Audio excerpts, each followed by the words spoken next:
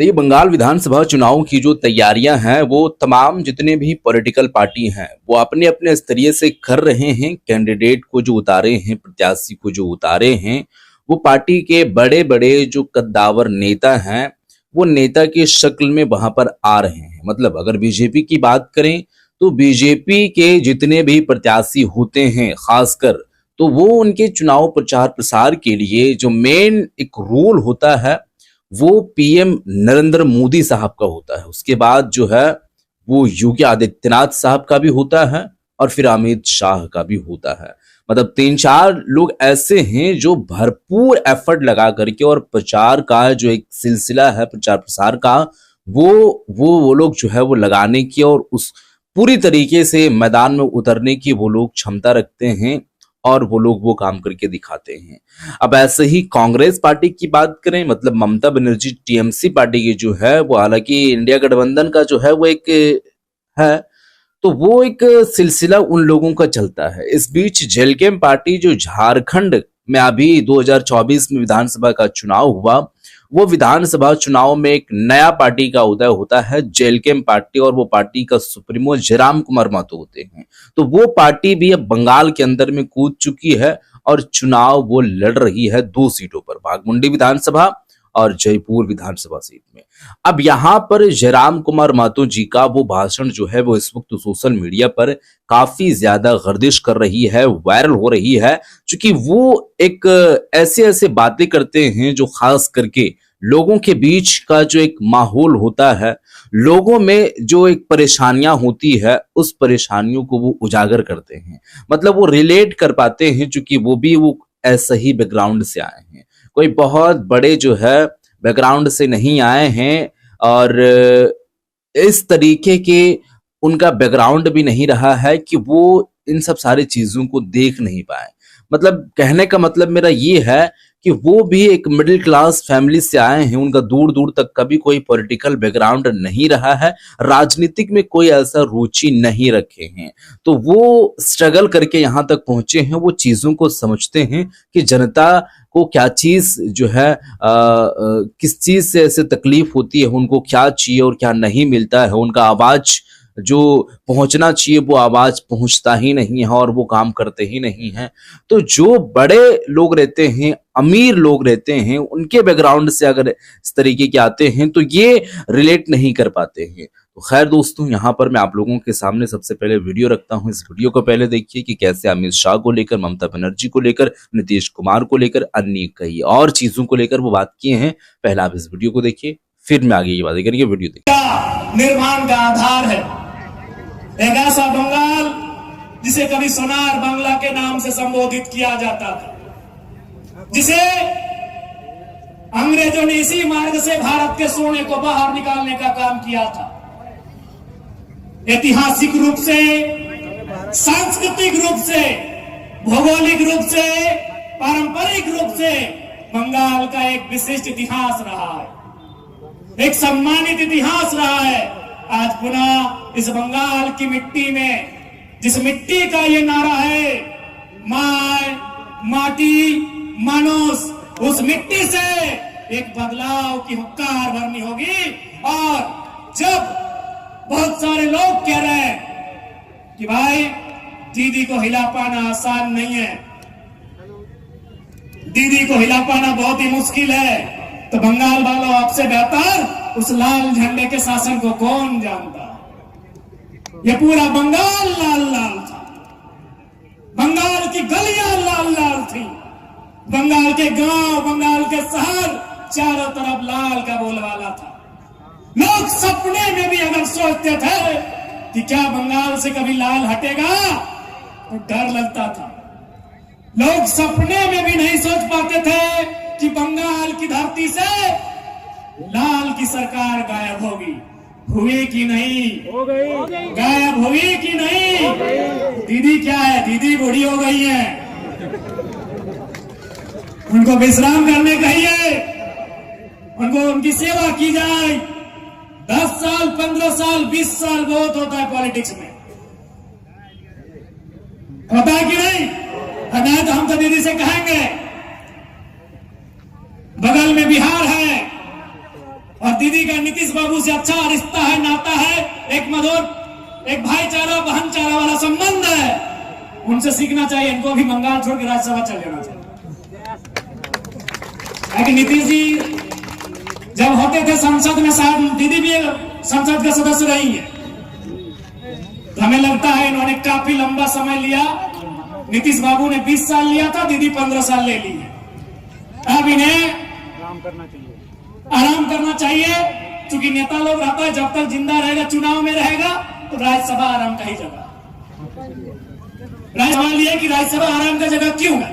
तो राज्यसभा के सदस्य को हम वोट नहीं करते हैं। राज्यसभा आराम का जगह क्यों है?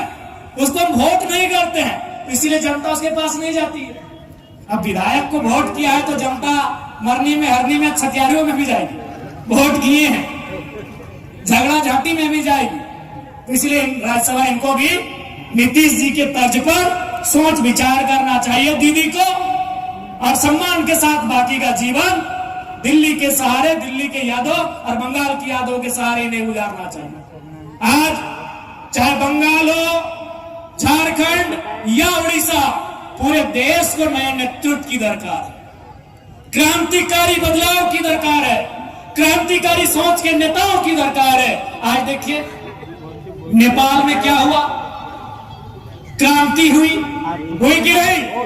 नेपाल के नौजवान सड़कों पर आए, सवाल किया कि एजुकेशन का सिस्टम कम हो रहा है, हेल्थ का सिस्टम कम हो रहा है, और नेताओं की गाड़ियों की कतार लंबी हो रही है।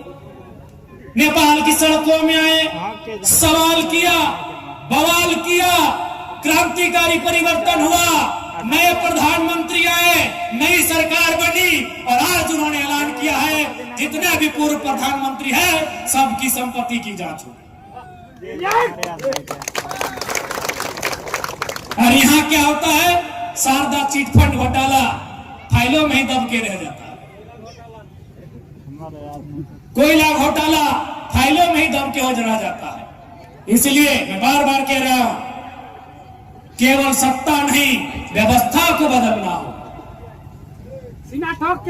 इसलिए आज बंगाल की धरती से जितने भी लोग, और मैं तो कहना चाहूंगा, आप जो लोग यहाँ आए हैं, आप जनता नहीं, हमको लगता है यहाँ जितने लोग आए सब हमारे नेता लोग आए हैं। अपनी सभाएं नेता वोटे।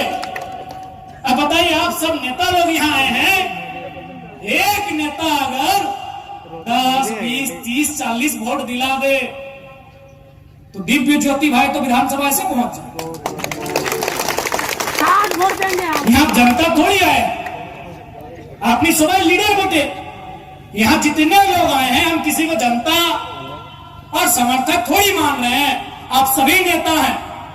आप काउंट कर लीजिए। और एक बात हमेशा याद रखिएगा, जब भी इंसान की गिनती हो, हाँ बहन लोग, आप लोग भी सुनो अपनी सवाई, इंसान का गिनती कभी 1, 2, 3, 4, 5, 6, 7, 8, 9, 10 ऐसे नहीं किया जाता।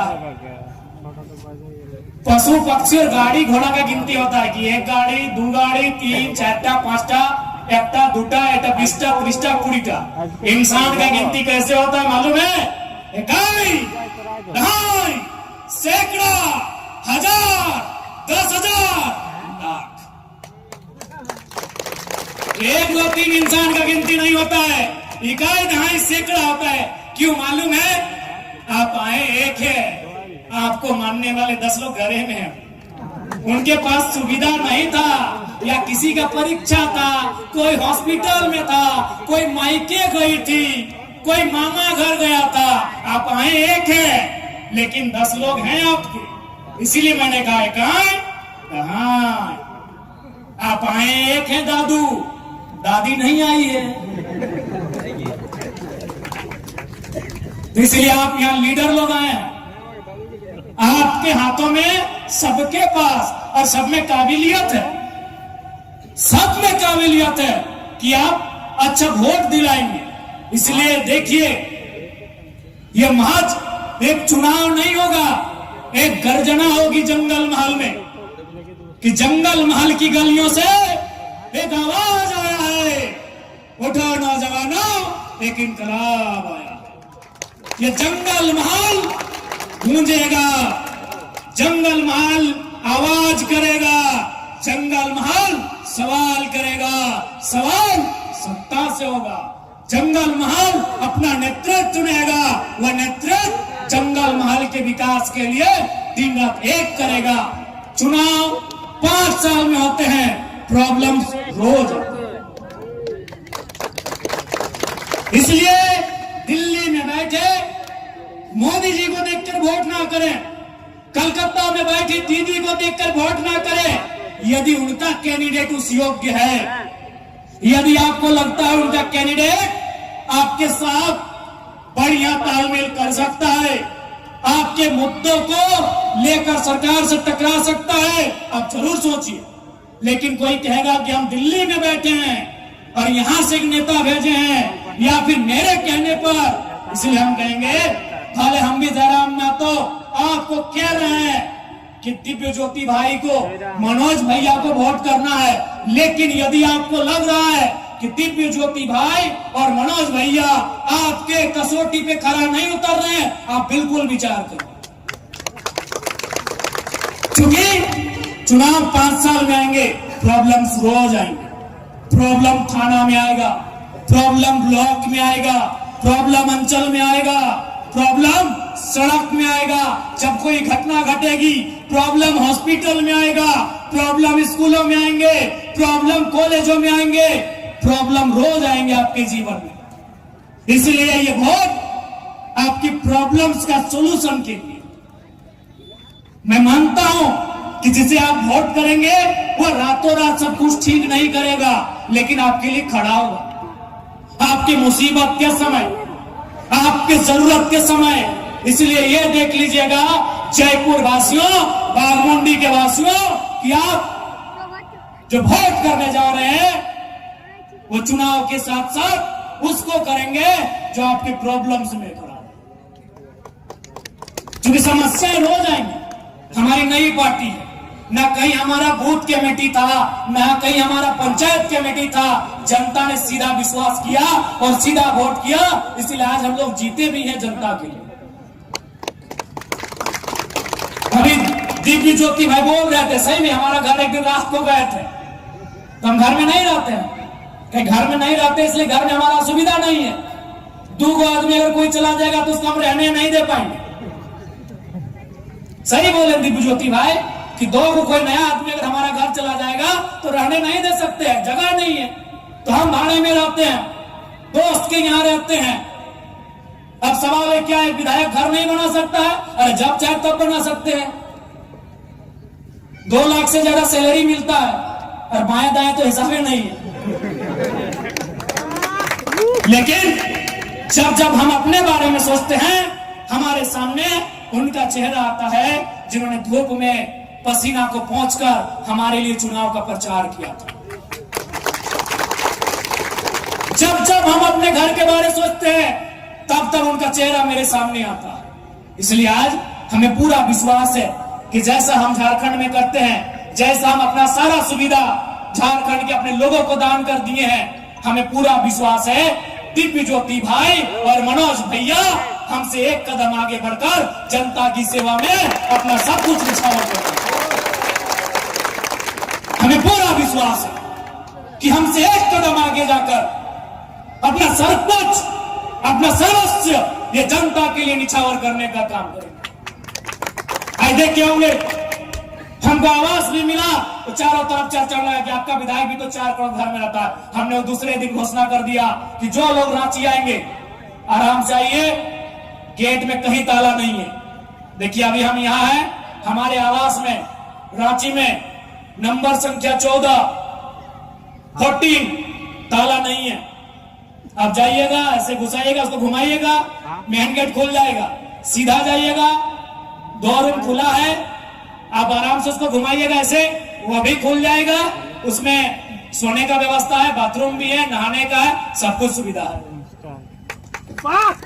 विधायक का घर ऐसा नहीं होता था, विधायक का घर ऐसा नहीं होता था। 4 को बॉडीगार्ड होता था, पहले पूछता था हुआ रही हो, आपने क्या बैठे, কোথায় আপনার বাড়ি, কি কাজে আসেছে, কি কাজ আপনার? हमारे यहाँ कोई सवाल नहीं होता है, सीधा घुसिए बैठिए। वो जनता का आवाज है, वो विधायक का आवाज नहीं है। तो जी हाँ दोस्तों, वीडियो तो आप लोग देख चुके हैं। अब जयराम कुमार महतो जी जो बातें इन्होंने किए हैं, ये मंच पर लगातार जो एक लाइन से पीछे तरफ आप नजर आ रहे हैं आप लोगों को, यहाँ पर देवेंद्र नाथ महतो जी भी हैं और यहाँ पर बेबी महतो जी भी हैं और जयपुर विधानसभा के जो प्रत्याशी हैं, कैंडिडेट हैं, वो दिव्य ज्योति सिंह भी हैं और कई ऐसे लोग वहां पर मौजूद हैं, मंच पर उपस्थित हैं और खड़े होकर के जयराम कुमार महतो बयान दे रहे हैं और वो स्पीच दे रहे हैं। अब यहाँ पर जो वो बयान दे रहे हैं, अब जाहिर सी बात है कि वो जो कैंडिडेट को उतारे हैं, वो कैंडिडेट को जो उतारे हैं, वो जनता उस चीज को ना देखें कि एक दो कैंडिडेट से क्या कुछ होने वाला है। मतलब जिस विधानसभा से वो ताल्लुक रखते हैं, सबसे पहले तो यहां पर आप समझिए कि जिस विधानसभा से वो लोग जाएंगे वहां के लोगों को तो भरपूर फायदा होगा। Point number 1। पॉइंट नंबर 2 कि जयराम कुमार महतो जो सदन के अंदर में आवाज उठाते हैं, वो ऐसी बात नहीं है कि वो भी पार्टी के इकलौता ही विधायक है झारखंड के अंदर में और सुप्रीमो भी है, उनका और भी विधायक नहीं है, अन्य और भी जगहों पर 2-4-5 सीट वो नहीं हासिल किए हैं, जीते एक ही सीट है, लेकिन वो अपने विधानसभा में तो भरपूर एफर्ट लगाते हैं और काम लोगों को दिलवाते हैं, काम भी लोगों को जो है वो करते हैं। लेकिन इसका मतलब ये नहीं है कि सदन के अंदर पूरे झारखंड का जो एक मुद्दा होता है वो उठाते ही नहीं है। झारखंड के कोने कोने का वो मुद्दा उठाते हैं और बात वो रखते हैं, क्वेश्चन वो करते हैं। ऐसे ही यहाँ पर 2 विधायक अगर जीत जाते हैं जेलकेम पार्टी का, तो वो तो अपने विधानसभा का तो काम करेंगे ही, और कैसे काम करेंगे वो बाखूबी उस चीज को आप जानते हैं कि जेलकेम पार्टी कैसे काम करती है। और जीतने के बाद वो तो काम करेगी, लेकिन आवाज वो पूरे बंगाल को लेकर के उठाएंगे और जब सदन के अंदर में बात उठती है तो इसका कहीं ना कहीं रास्ता निकलता है और एक अच्छी पहल जो है वो की जाती है, सोचा जाता है और वो काम होती है। तो ये एक जो है वो पॉइंट बन जाता है वहां के लोगों के लिए, बंगाल के लोगों के लिए। वो चाहिए कि 2 सीट पर अभी लड़ रहे हैं तो पूरा लगा करके और जिताने की काम करें, ताकि आगे आने वाला जो इनका एक राजनीतिक करियर है वो सुधार हो सके। सुधार तो वैसे क्या, इनकी तो कोई गलती ही नहीं है, लेकिन मजीद लोग और जुड़ेंगे और इनको और सपोर्ट करेंगे ताकि जनता की आवाज उठेगी। बहरहाल दोस्तों, इस वीडियो को शेयर कर दीजिएगा। मिलते हैं फिर एक नई वीडियो के साथ, तब तक के लिए खुदा हाफिज।